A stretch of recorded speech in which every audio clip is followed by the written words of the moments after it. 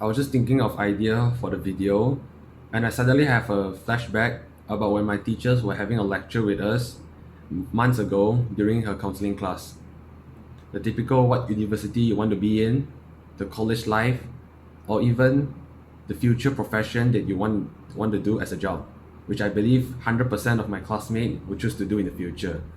So during the lecture, a survey came out asking the student whenever A, they already had a goal and decide to work on it, B, had a goal but haven't taken an action yet, C, haven't have a goal and haven't taken an action yet as well, or D, doesn't care at all. And out of these four options, only me and one particular girl chose the former one, while all of my classmates chose the three latest one, which I believe is not good for them whatsoever. So it had me wondering, why is it that the educational system, which value deep logical thinking, doesn't encourage students to start think for their future life further ahead since they are 16 or even 15 years old? Why is it that they just suddenly brainwash all the students to just keep studying, and when they are 21 or 22, they're just aimless and hopeless in life? Especially in my country, which value theoretical education so heavily and in a hostile manner, but maybe this isn't their fault nor the school fault as well. Maybe it's the student fault, which they tend to don't want to think about this kind of dark, deep, or even annoying topic and tends to ignore it. But the fact that lots and lots of graduate after college or even university students have become broke and depressed not only in my country, all around the world every single day when you heard the news. Now it turns out that if you have a 9 to 5 job, you only can survive with bare minimum where you have to pay the bills and pay the rent. You know how crazy it is to study 17, 18 of year of your life when you are just a small kid, 5 years old, and to you who are now 21, 22, just to be able to survive. All the time that you have spent just to be able to survive. Let that sink in. I will never want to be in this kind of situation. You maybe think that I'm arrogant or what, but I sure as hell know that you also don't want to be in this kind of situation as well. I'll be as truthful as I can be to you. I actually haven't told anyone about this mission, about what I'm doing in this YouTube community, to actually lead young men which are around my age to start self-improvement apart from my brother, which I can fully trust him with my life. And every time I would have deep conversation with my family about this kind of topic for multiple times, 2 hours each, they would get so pissed off, asking me why I wouldn't spend my time to just studying and to do other things after I graduate. They would get pissed off of my idea to trying to build a YouTube channel, to actually build my online business at such a young age, to actually lead a group of young men to start self-improve in this YouTube channel.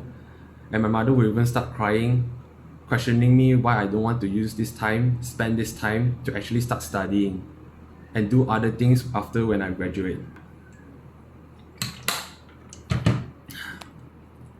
I'm not trying to be offensive here, but when I look at my relative who now at the age of 30, graduate at the age of 27, with no work experience whatsoever, graduate with a degree of PhD or in your country or professional degree, going to get married at the age of 30, which the first man, the YouTuber, said that is the worst age to get married, to have a family, to start cashing out now. Instead, you can triple or even double your success. Most men will start argue that they'll love to live a peaceful and happy life with his wife or his family. And yeah, maybe that's true, but for majority of women, if they can choose either the same boyfriend which is more poor or more rich, they'll always choose the later one.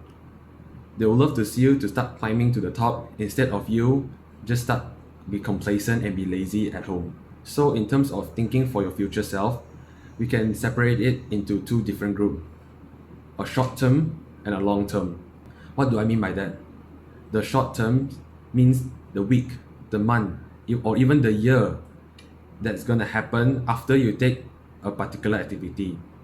For example, if I start to going to gym now, after a week, after a month, or after a year, would it really affect me in all aspects of my life? Will it benefit me?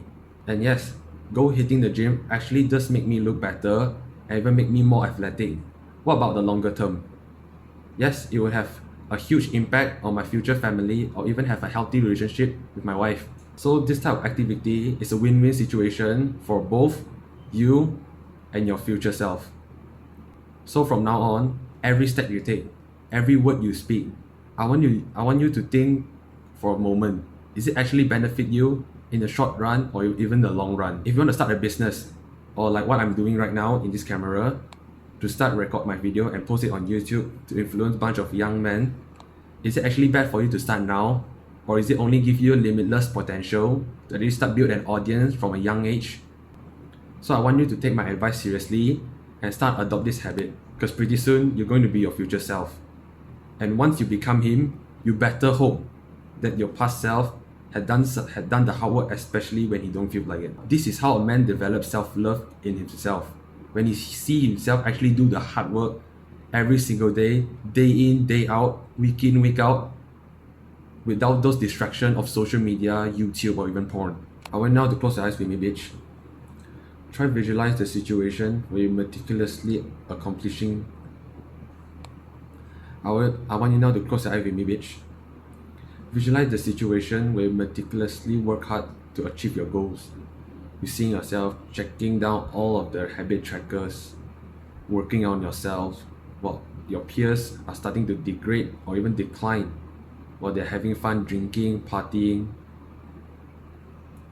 And sooner or later, 2 years from now, you actually achieve the big goals that you originally thought was impossible to do so. Given the circumstance that, like you are to me, I'm now living in Malaysia and I'm brown skinned, but it doesn't matter. You actually achieved the goal that you always wanted. You saw your peers went down the rabbit hole, that the world convinced every single one of you to follow the script, to work hard, to study, to actually get a job, and to get promoted, and to get married, to have a mortgage, and die happily beside your grandchildren. After you hear what I'm saying, do you feel a sense of agitation, a sense of aggression, thinking that I don't want to be living a life like that? I want to live a life not ordinary, but amazingness. This gave us the desire, the hunger, to actually destroy our competition in the race of men, to live a life so surreal and amazing, to the point that they have nothing but to say that you are cheating when seeing you with such success and money. From now on, use this as motivation to strive for success, to live a life so unscripted that no one in your bloodline would ever imagine. And always remember, when pursuing goals, don't worry about time, because time will pass anyways.